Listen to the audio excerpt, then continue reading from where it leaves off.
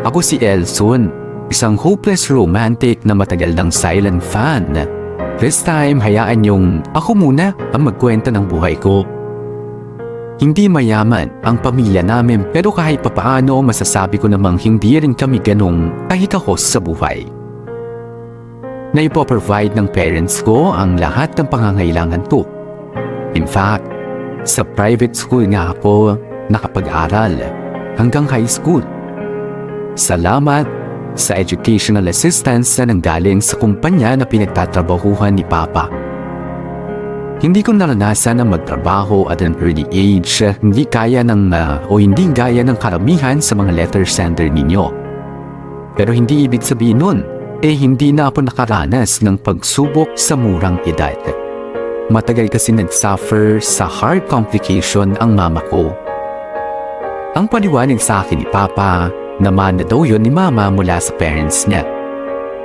Naalala ko na pabalik-balik noon sa ospital ang mga magulang ko. Pinipilit na lamang namin na magkaroon ng positive outlook sa buhay kahit na sobrang bigat na ng mga pinagdaraanan namin. Natapos lamang ang chapter na yun ng buhay namin nang tuluyan na ngang namaalam si Mama.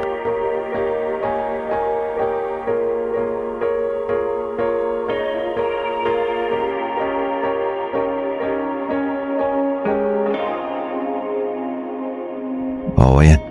Okay na siguro itong pagkakalinis natin sa puntod ng mama mo. Yung kandila pa, hindi pa natin nasisindihan. Ay, oo nga pala. Teka. O, ito ah. Ayun. Ayan, Ma. Dinalhan ka na namin ng paborito mong bulaklak. Hindi naman yan yung paboritong bulaklak ng mama mo eh. Ang paborito niyang bulaklak, chicharong bulaklak. Si Papa talaga puro kalokohan. Hindi, pinapatawa lang kita. May baka kasi maiyak ka na naman eh. Miss na miss ko na si Mama pa. Ako din naman eh. Sobrang miss na miss ko na yung mama mo. Sayang no, hindi man lang niya ako nahintay na graduate. Yun ay kung makakagraduate ka. Si Papa talaga. O siya, mauna na ako sa labas ha. Sumunod ka na lang kapag tapos mo nang kausapin ng mama mo. Sige po. Huwag kang iiyak dyan mag-isa ha. Asa? Hindi na muna kami magtatagal, Ma. May assignment pa po ako eh. Hayaan nyo, dadalasan namin ang pagpunta dito. Oh, anak. Uwi ka na maaga, ha? Opo, Daddy. Huwag mong daling kung saan-saan yung bisikleta mo. Okay po. Siya ulit? Palagi na lang siya nagbibisikleta dito ah. Uwi na nga rin ako. Hi! Hello? Palagi kitang nakikita rito. Taga rito ka ba? Dito? Sa sementeryo? Okay ka lang? Ibig kong sabihin, malapit lang ba dito ang bahay nyo? Dalawang sakay lang ng jeep. Okay. Ikaw ba? Palagi rin kitang nakikitang nagbabike dito eh. Napapansin mo rin pala ako. Medyo malayo rin yung bahay namin pero may bike naman ako kaya madali ako nakakapunta rito. Madalas din ako pag weekend o kaya after classes dito ako dumidiretso. Masarap kasing magbike dito eh. Bakit? Saan ka ba nag-aaral? Sa National High School sa may bayan. Anong year ka na? 3rd year, ikaw? Pareho tayo. Pero sa private ako nag-aaral. Siguro mayaman kayo, no? Kasi dito sa Memorial Park nakalibing yung nanay mo tapos private ka pa nag-aaral. Hindi kami mayaman. Sagot ng company na pinagtatrabahuhan ni Papa yung pagpapalibing kay Mama. Tapos yung pag-aaral ko naman, 50% yung shoulder nila. Galing naman. Nakakainggit. Bakit pala gustong-gusto mong magbike dito sa Memorial Park? Kasi mahangin dito eh. Tsaka tahimik. Sobrang konti lang ng taong pumupunta rito kumpara sa plaza. Doon kasi ang daming tendero at saka sasakyan na maiingay.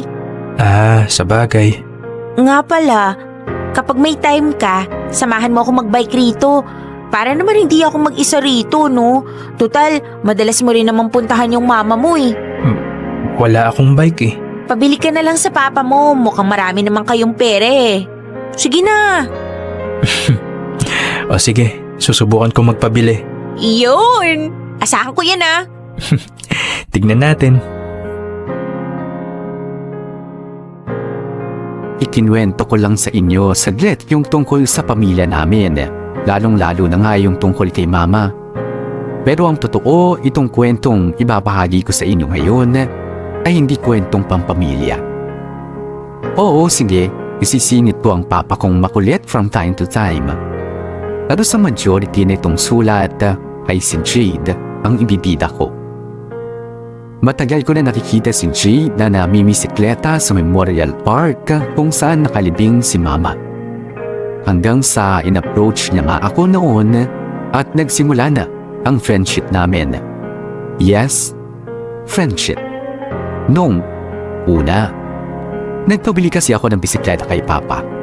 Mga ilang buwan ko rin siyang inutukuto hanggang sa mapagbigyan niya na ako finally. At mula noon, naging mas madalas na ang pagkikita namin ni Jade para mag-bike.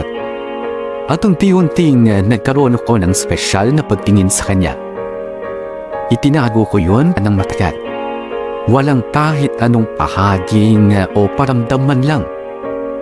Hinayaan ko lang na mag-bloom ang pagkakaibigan namin ni Jade. Ang hindi ko inaasahan noon, katakot-takot na roller coaster ride pala ang ibibigay sa akin ni Jade.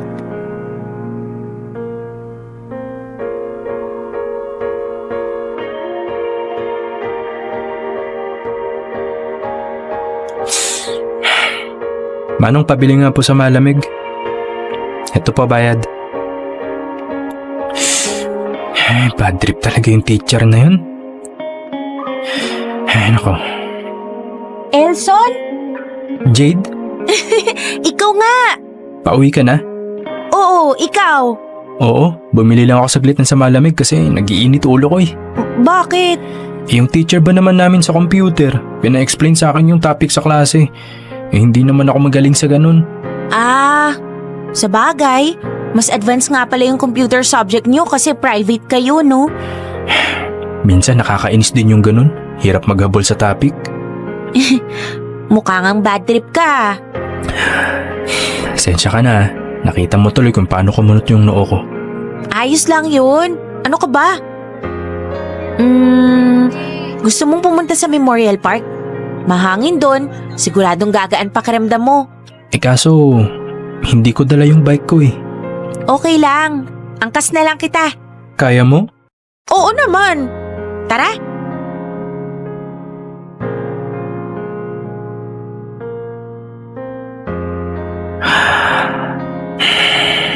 Gumaan na ba pakiramdam mo ngayong nakausap mo na ulit ang mama mo? Salamat ah. Alam na alam mo talaga kung ano yung magpapagaan ng loob ko. Wala yun. Saan na kaya yun? Ano hinahanap mo? Wala. Hayaan mo na. Huwag mo nang isipin yun. Sige, mauna na kayo. Mamaya pa ako uwi. Ox, kita-kits na lang bukas ha. Sige. Ayun! Ayun na siya. Sino? Si Ace. Sino siya? Palagi rin siyang nandito. Siya yung madalas kong makasamang magbike. Wait lang, Elson ha. Puntahan ko lang siya saglit. Teka, iiwan mo ako dito? Babalikan din kita. Diyan ka lang ha. At malulunod sa mga bakit at sana.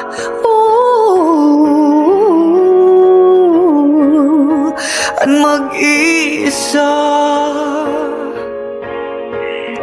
Nag-enjoy ka ba? Oo naman. Alam mo namang basta pagbabike, madali akong sumaya eh. Buti naman nag-enjoy ka. So, next time na lang ulit. Sige.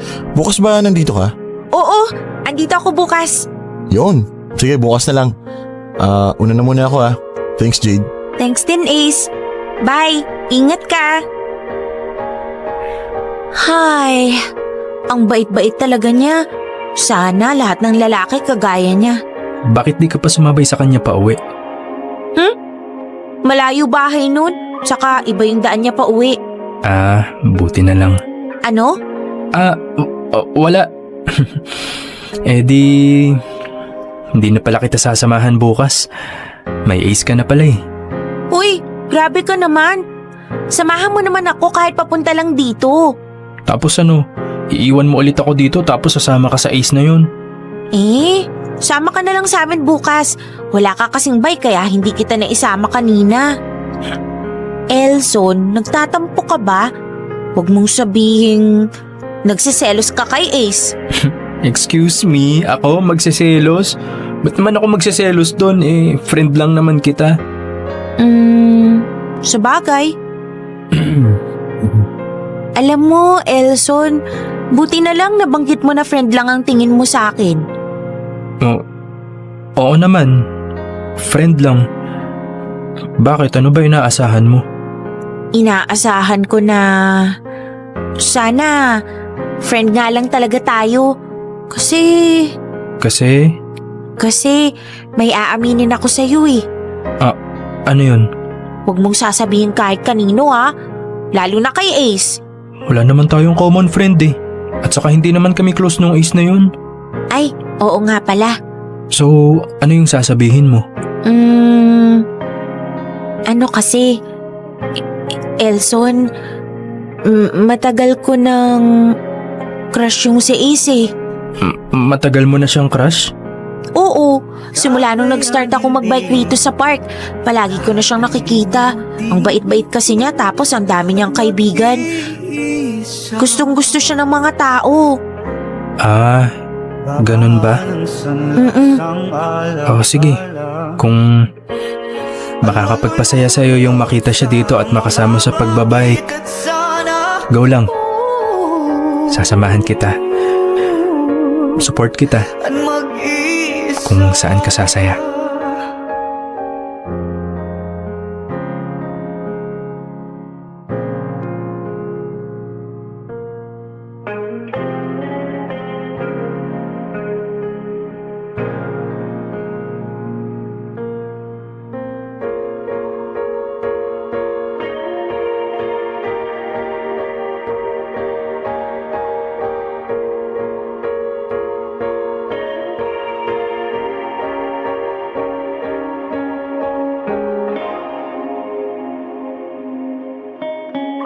Ang tagal ko nang nakakasama si Jade, pero noon ko lang nakitang nadiwanag ang mga mata niya sa saya nang dahil sa isang tao.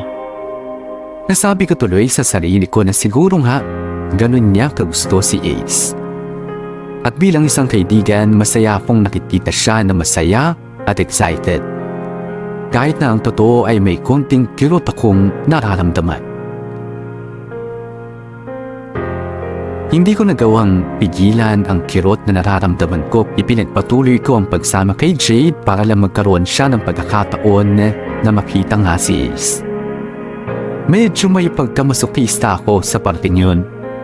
Pero para sa akin, win-win situation din naman yun. Magiging masaya si Jade at magkakaroon ako ng mas maraming oras para makasama naman siya. At malay natin later on, baka habang tumatagal ay ma-divert din ang atensyon ni Jade sa akin at ma-develop siya dahil ako ang mas madalas na nakakasama niya.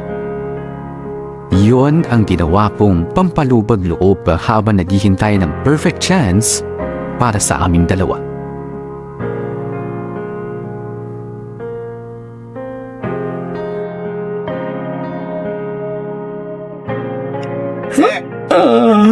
Open book naman sir, no? Tagal naman ng uwian. Ba't kasi sobrang late ng last period ko eh. Sana ba group na lang? Lah, si Jade? Ano na naman kaya agenda nito? Hello? Elson? Oh, singhot-singhot ka dyan, sinisipon ka? Naman eh. Huwag mo sabihin umiiyak ka. Ano bang gusto mo? Gumawa ako para maniwala kang umiiyak ako? So, umiiyak ka nga? Bakit? Ano problema?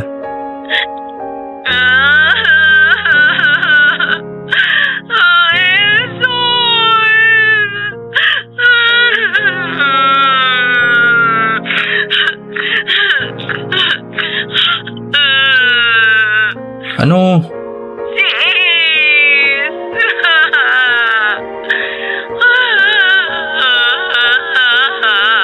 O ano nga nangyari? Ano nangyari sa kanya parang gumawa ka ng ganyan? Ano, nalaman mong bading siya? Hindi. Mas malala pa doon. Ano, may nililigawan na? May girlfriend na siya. May girlfriend na siya? Oo. Sana all. I mean, hawa ka naman. Sama loob mo. Siyempre. Ge, handa mo yung bike mo, dadaanan kita. Padjak tayo. Ipadjak natin lahat ng sama ng loob mo.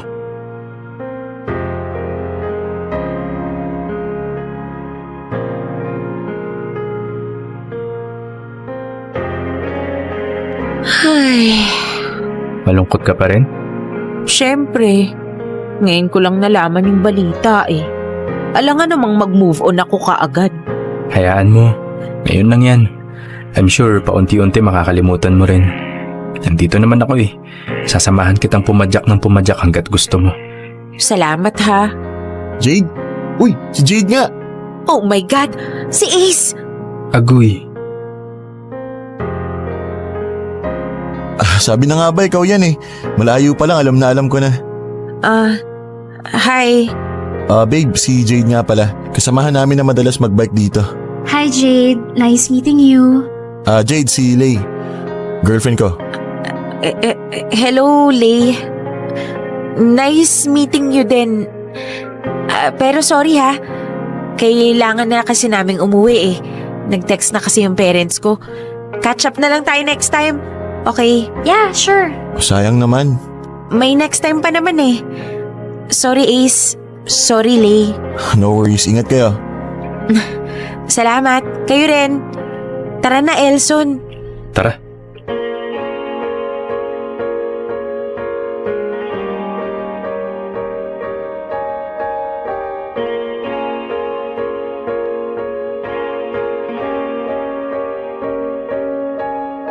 Huy, bilisan mo naman pumadyak, naiiwan ka na oh. Sige. Eto na, bibilisan ko na. Alam mo, okay na rin yung ganito, nagbabike tayo. Kahit papano makakalimutan mo yung sakit. At saka mga bata pa naman tayo eh.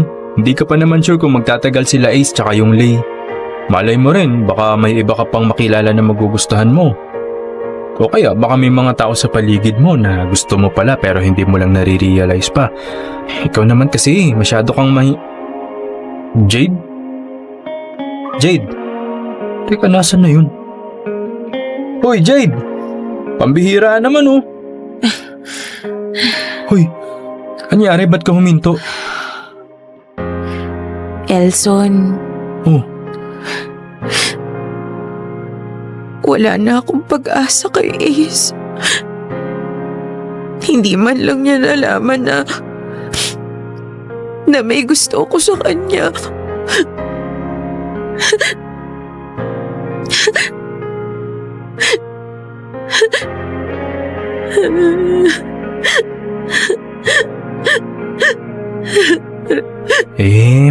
Hayaan mo na yun.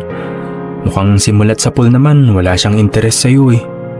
Ang tagal-tagal nyo nang magkasama magbike tapos hindi man lang niya nahalata na may gusto ka sa kanya. Dapat kasi sinabi ko na sa kanya dati pa eh. Huwag mo nang isipin yung taong yun. Napapamove on ka patuloy kahit hindi naman naging kayo.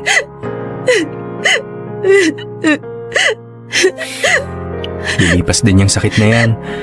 Ngayon lang yan, maniwala ka sa akin. Paano ko maniniwala sa'yo? Hindi mo naman nararamdaman yung nararamdaman ko. Hindi mo nga alam yung feeling na may nagugustuhan kang tao tapos hindi ka naman niya gusto. Worst, hindi man lang niya alam na gusto mo siya. Ang dali-dali sa'yong magsabi na kalimutan ko na kaagad yung sakit. Na makaka-move on ako kaagad. Kasi hindi mo naman naranasan pa yung magmahal ng taong hindi ka mahal eh. Jade, teka lang. Jade, yung bike mo, iniwan mo dito oh. Jade.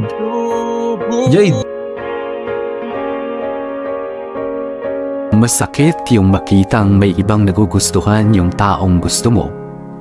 Pero mas masakit yung ginawa ni Jade. Yung sabihin niyang hindi ko naintindihan yung nararamdaman niya dahil wala naman ako sa posisyon niya. Kung alam lang sana niya, mas una kong naramdaman ang sakit na yun kaysa sa kanya. Ang kaibahan lang namin, nantiis ako at nagstay sa tabi niya kahit na paulit-ulit akong nakakaramdam ng sakit sa tuwing nasasaksihan kong masaya siya na makita at makasama si Ace. Pero hindi ko kasi pwedeng sabihin sa kanya yun dahil siguradong hindi niya rin ako mauunawaan. Matagal na naging malungkot si Jay, hindi pa rin ako umalis sa tabi niya kahit na madalas ay siya ang walang paramdam. Hinayaan ko na lang muna. Siguro kailangan niya rin ng oras at space para maka-move on. Ako naman, bilang kaibigan, ay palagi lang nandito at naghihintay hanggang sa kailanganin niya ulit ako. Yun naman ang papel nating mga kaibigan, hindi ba? Ang maging sandalan kahit na tayo rin mismo ay may mabigat ng nararamdaman. Simula noon ay naging mas maingat na nga ako sa mga sinasabi ko kay Jade. Ayoko na kasing ma-misunderstood niya ulit ako at ayoko yung isipin niya na minamaliit ko yung heartbreak na nararamdaman niya.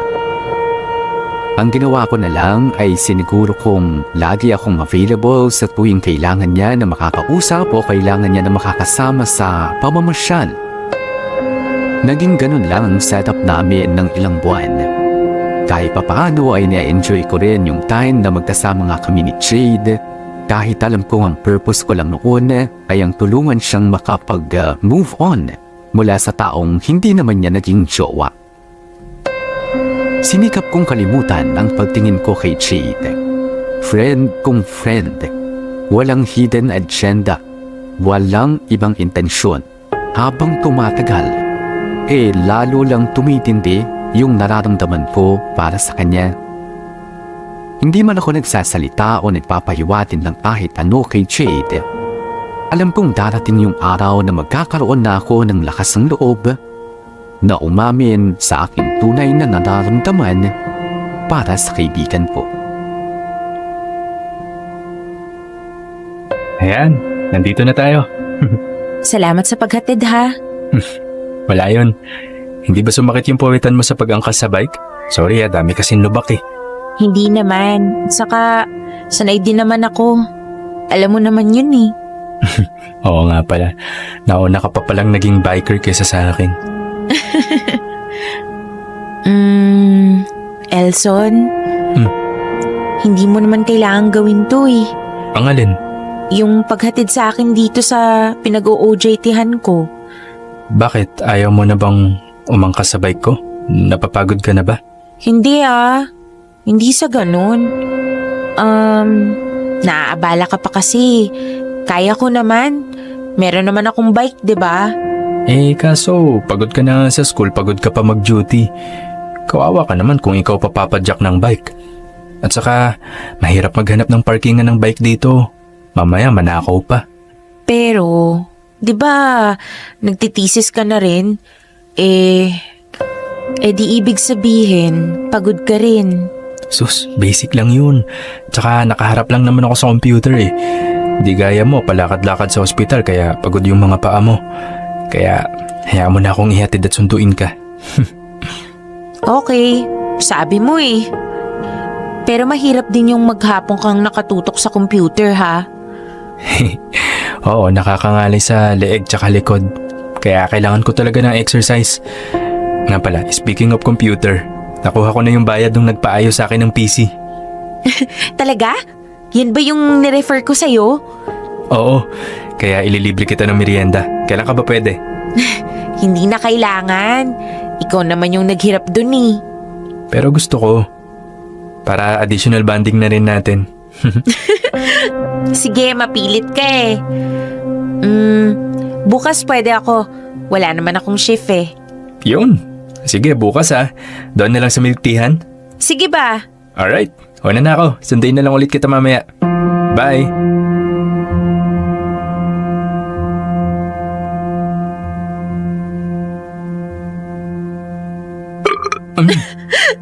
Busog ka pa rin sa kinain natin? Oo eh, nakakabusog pala yung in-order natin. Ikaw ba hindi ka nabusog? Nabusog naman. Pero medyo bumaba na rin yung kinain ko kasi malayo-layo na rin yung nilakad natin. Weird no? Sanay na sanay tayong nagbibisikleta kaya naninibago na tayo sa paglalakad. Oo nga eh.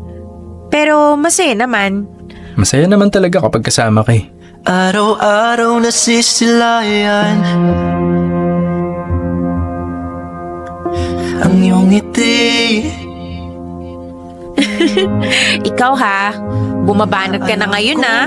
Ba't di ka kaya maghanap ng pwede mong juwain para magamit mo yung mga banat mo? Ang dahilan Aba, mukhang meron na.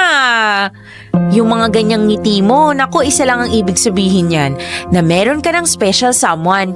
Ihi! Kilala ko ba siya? Jade, may itatanong ako sa'yo. Medyo personal. Ano yun? Palagay mo, nakamove on ka na kay Ace? Ay, well, masakit pa rin na hindi ko man lang nasabi sa kanya yung feelings ko kaya hindi ko tuloy nalaman kung may chance ba na maging kami. Pero nakalimutan ko na rin yun. Kung hindi mo nga pinaalala, baka hindi pa siya sumagi sa isip ko eh. Ay, sorry. Dapat pala hindi ko nalang binanggit. Okay lang? Bakit mo pala natanong? Kasi ano sana, itatanong ko sana kung kumusta na yung puso mo ngayon. What do you mean? I mean, palagay mo ba ready ka na ulit magmahal? Hindi ko alam eh. Siguro kung may magpaparamdam sa akin na mahal niya ako, oo. Eh, paano mo ba malalaman na mahal ka ng isang tao? Kapag gumagawa na siya ng paraan para maging komportable ako, yung tipong hindi siya nagsasawa na iparamdam sa akin na mahalaga ako sa kanya, yung nagbibigay siya ng time sa akin, ganun. Ako? Ikaw? Oo. Anong ibig mong sabihin? Ako ba, hindi ba sapat yung mga ginagawa ko para maramdaman mong mahalaga ka? Na mahal kita? Oo, nararamdaman ko naman na mahalaga ako sa'yo. Pero, iba naman yung sa'yo, Elson. Yung sa'yo, mahal bilang kaibigan. Iba naman yung bilang kaibigan, 'di ba? So, hindi ako pasado bilang kaibigan? Hindi. Bakit naman? Kasi, ever since, friend lang talaga tayo eh. Lagi kang nandyan para sa akin. Sanay na tayong ganun. So, I find it awkward na maging higit pa dun. And, never rin namang sumagi sa isip ko na magkakagusto ko sa'yo. And for sure, hindi ka rin naman magkakagusto sa akin. Kasi, nakita mo na lahat ng bad sides ko eh. Alam mo rin kung sino yung unang minahal ko. Pati yung unang heartbreak ko. Ang martyr mo naman kung mamahalin mo pa ako despite all that, di ba? Exactly. Ibig kong sabihin, exactly. Ang martir ko naman kung magkakagusto ako sa'yo, di ba? Ako naman nagtatanong lang. Huwag kang mag-alala, wala pa sa isip kong magjowa. Busy pa ako sa school at saka sa practicum. Kaya matagal-tagal pa ako bago maging busy sa ibang tao. Sa ngayon, enjoy muna natin yung friendship natin, okay? Yup.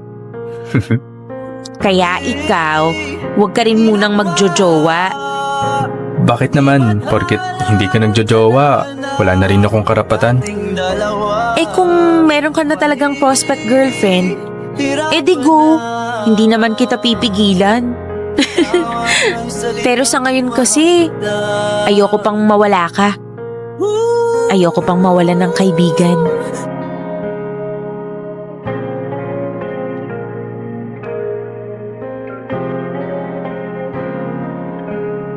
Yun na siguro ang pinakatumpak na halimbawa ng pakiramdam na akala mo nandun ka na pero wala pa pala.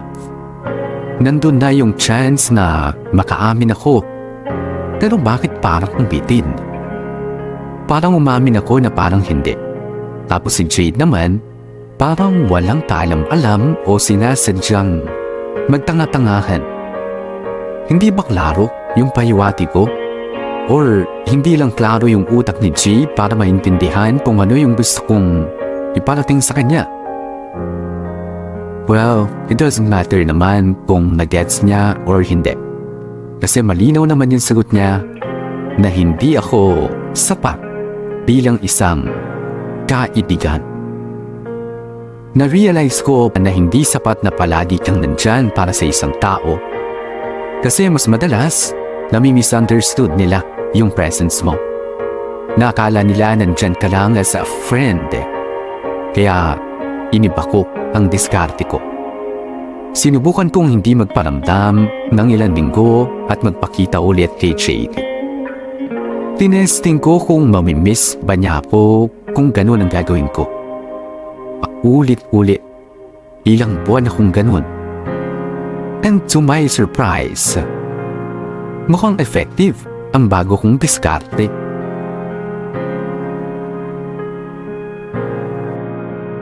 Siguradong masosorpresa si Jade pag nakita niya ako. Makaalis na nga. Jade? Tao po! Jade? Elson? Hi! Anong meron? Napadaan ka. Asan bike mo? Nasa likod ng bahay. Bakit? Tara, gala tayo. Saan naman? Sa malayo. Di ba gusto mo magbike sa overlooking? Sira. Alanganing oras na, no? Tsaka pagod ako. Eh, kaya ko nga dinala yung owner ni Airpat eh. Ayan oh. Hindi ko na kayang pumadyak sa paahon. Eh, syempre, kapag nakaahon na tayo, ipapark ko na tong sasakyan somewhere. Tapos, saka na tayo magbike. Ano, G? Oh, bakit dadalhin ko pa yung bike ko kung may sasakyan naman pala? Nasaan bike mo? Nasa likod? Ako na kukuha. Magbihis ka na, okay? Ay, sige na nga.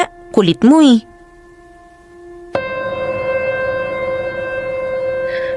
Ay. Whew. Nakakapagod. Napagod ka pa nun? Wala na nga masyadong paahon eh. Kailangan na yatang mag-practice pa ng mag-practice. Hayaan mo, dadalasan natin pagbabike. Aray! Sakit nun ah. Bakit bigla ka na lang nanununtok? Kainis ka kasi. Bakit na naman? Alam na alam mo kung kailan ako malungkot. Siyempre, nakita ko sa Facebook post mo na malungkot ka eh. Tapos, alam na alam mo talaga kung saan ako dadalhin para gumaan yung pakiramdam ko. Ganun ka rin naman sa akin dati, di ba? Sabi nga nila, I'm just returning the favor. Dami mong alam. Maging consistent na lang ang hindi. Ha? Alam mo, nakakabwisit ka. Bakit? Alam mo bang inis na ako sa'yo? Bakit nga? Kasi naman eh. Kasi ano? Ang tagal mong nawala. Hindi ka nagparamdam. Tapos, bigla-bigla ka na lang magpapakita ng may pa-surprise. Namiss mo ako? Che, Kung namiss mo ako, ba't di mo ako chinat? nakakahiya naman kasi sa'yo. Baka sobrang busy ka. Alam mo namang basta para sa'yo may oras ako, di ba? Bakit ka muna nawala? Wala, busy lang. Maniwala ako sa'yo. Hindi ka naman dating ganyan eh. Kasi nga, graduating na tayo. Siyempre, mas marami ng pinagkakaabalahan. Thesis defense, OJT, alam mo na yun. Ay, sabagay. Pero kasi paulit-ulit mo nang ginawa eh. Sorry na kung nag-alala ka man o kung na-miss mo ko. Hindi naman yun ang intensyon ko. Talagang nabisi lang ako, okay? Huwag ka na magtampo. Pag inulit mo pa yan, friendship over na tayo ha. Friendship over? So ano next, more than friends? Nye. Di nakakatawa. Cute mo talaga pag naiinis ka. O sige, para hindi ka na magtampo, ganito na lang. Promise, hindi na ako ulit mawawala ng matagal. Kumpletuhin mo na yung promise mo. Hindi ka na mawawala ng matagal at biglang magpapakita ulit ng walang pasabi. Demanding mo naman. Fine. Jade, sorry kung madalas akong mawala at bigla na lang sumusulpot. Promise, mula ngayon, hindi ko na ulit gagawin yon. Hindi na ulit ako mawawala sa tabi mo. hindi ka na mag-aalala at hindi mo na ulit ako mamimiss.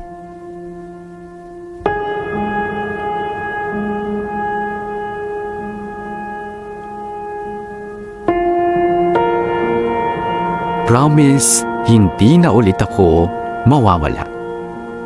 Yan ang kauna-unahang pangako na hindi ko tinupad sa buong buhay ko. Gustuin ko man na palaging maging available para kay Jade, hindi na rin pwede. Graduating student ang kami pareho noon kaya naging abala ako sa thesis, sa OJT at kung ano-ano pa. Sumali rin ako sa mga pa-contest sa university noon at tumating pa yung time na isa ako sa mga inilalaban sa inter-university competition. In short, naging busy ako sa sarili ko at sure akong alam ni Jade yun dahil palagi akong nagpo-post sa social media. Noong mga panahong yun, parang pansamantala ring nawala sa isipan ko si Jade. Medyo confusing. Pero somehow na-enjoy ko yung feeling na maging focused sa sarili ko. Nagulat na lamang ako na yung hindi ko pagpaparamdam kay Jade ay naging natural na sa akin. Na hindi na siya parte ng diskarte ko lang. Lahat ng energy ko ibinuhos ko sa sarili ko hanggang sa magkaroon lahat ng yon ng magandang bunga.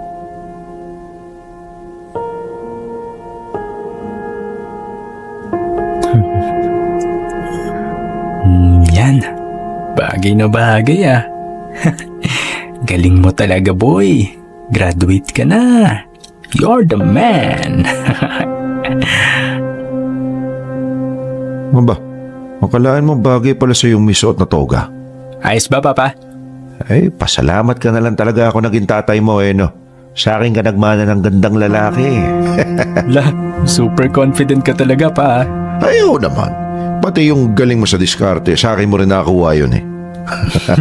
Sige na, pa. Para lang matigil ka na. Pero parang meron kang hindi namana sa akin eh.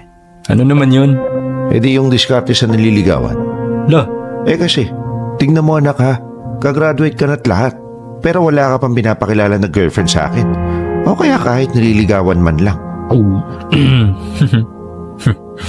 Maliban na lang kung tinatago mo lang sa akin. Bakit? May tinatago ka ba? Ha? Sus! Wala pa. Sus, wala pa sa isip ko yung mga ganyan. Inuna ko lang yung pag-aaral ko. Kita nyo naman never ako nagkaroon ng bagsak, di ba? Mabuti na yung ganun, anak. Pero ngayong graduate ka na. Oras na rin para maranasan mo rin yung pakiramdam na magkaroon ng minamahal. Ha? Okay? Okay, fine. Tara na nga, baka mamaya di ko pa maabutan yung graduation ko sa sobrang dami yung kwentong barbero dyan eh.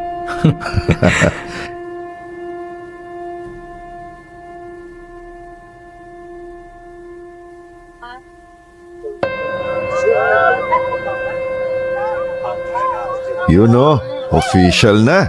Graduate ka na anak. Congrats. Salamat pa.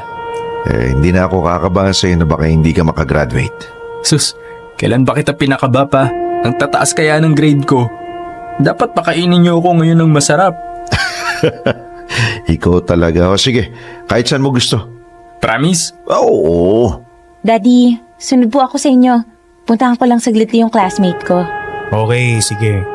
Huwag ka na magtatagal, ha? Opo. Pa, una na kayo sa bahay. Sunod na lang ako. Di ka sasabay.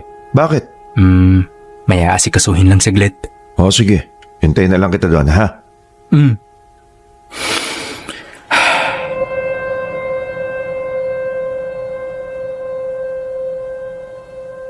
Jade, sandali lang. Wait. Hirap mong habulin. Elson? Kuyu? Kakasabi mo lang Elson eh. Ikaw ba yan? Sorry hindi ko na kasi maalala yung itsura mo eh. Ang tagal mo kasing walang paramdam. Sorry na, graduating. Whatever. Dami mong alibay? Andito naman na ako. Congratulations! Happy graduation! Congratulations! Happy graduation! Akala mo naman matutuwa ako na nagpakita ka. Bakit? Hindi ba? Hindi. Bakit ka malungkot nung hindi ako nagpapakita sa'yo? Hindi ako malungkot. Nanggigigil ako. So, hindi ka masaya na nagpakita ako? Hindi nga. Paulit-ulit. Oo, sige. Edi, aalis na lang ako. Aalis na talaga ako. Final na talaga. As in, final na. Ayaw mo akong pansinin Sige, aalis na nga lang talaga ako. Wait, Elson! Yes? Nakakainis ka naman eh. Akala ko ba hindi ka na ulit mawawala? Namiss mo ako? Oo na. Gaano ka miss? Pinagsasasabi mo. Kung i-rate mo ng 1 to 10, 10 being the highest, gaano mo ako na-miss? Dami mong alam. Sige na, paano ako maniniwalang na-miss mo ako kung ayaw mo i-describe? Ay, 10? hindi 9? Hindi rin. 8? Mga 5, ganon. La, na-miss daw pero hanggang 5 lang. Ano kaya yun? Kasi naman nakakatampo ka naman kasi. Hindi ko alam kung miss mo rin ako o hindi. Huwag ka na magtampo. Miss din naman kita Miss? Paanong miss? La, gusto mo i-rate ko din from 1 to 10? Hindi. I mean, miss mo ko as a friend? Never mind. Sorry. Kalimutan mo na yung huli kong sinabi. Uwi na ako. Bye. Wait. Teka nga. Bakit? Ikaw ba? Miss mo ba ako as a friend? Ako yung unang nagtanong. Ikaw yung dapat unang sumagot. O di sige, miss kita as a friend. Okay na? Ay, okay. Okay? Bakit ganyan itsura mo? Bakit? Para kang bata na hindi nabigyan ng pasalubong Ay, wala. Huwag mo na lang intindihin. Sandali nga. Ano? May hindi ka ba sinasabi sa akin? Wala. Meron Ano? Ewan ko sa'yo. Basta alam ko may gusto kang sabihin. Namiss lang kita. Yun lang. Sige na. Bye. Sus, Jade naman Puro ka bye. Hindi pa nga tayo tapos mag-uusap Ano bang gusto mong sabihin ko? Yung totoong nararamdaman mo. Wag na. Baka pagtawanan mo lang ako Ba't kita pagtatawanan? Ano ba yung nararamdaman mo? Knock-knock joke? Nakakatawa ka. Nakaka-inlove ka. Ano?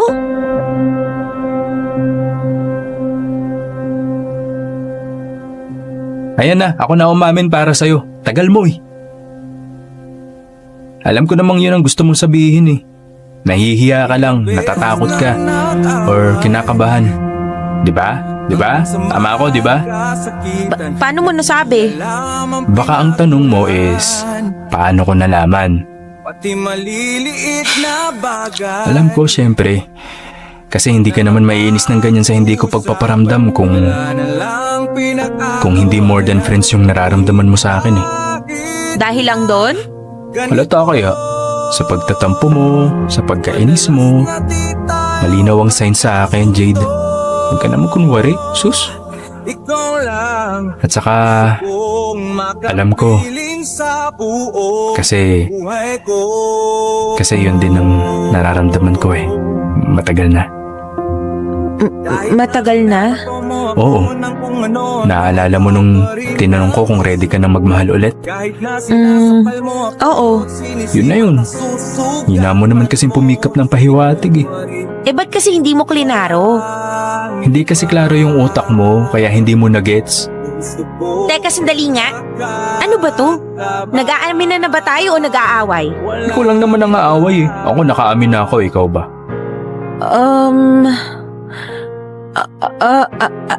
Ano? Jade! Anak! Hindi ka na! Naghihintay na yung service natin sa labas ng gate. Ayan, dumating na tuloy si Daddy. Sige na. Saka na lang tayo mag-usap. La, pag-iiti naman masyado to. Kakainis. Happy graduation na lang muna. Congrats, Elson. Bye! Tingnan mo tong babaeng to. Ay, kainis. Pero at least nakaamin na ako. Hindi ko in-expect yun La, kilig ka naman Elson, uy. Ngiti-ngiti ka dyan mag-isa para kang baliw. La.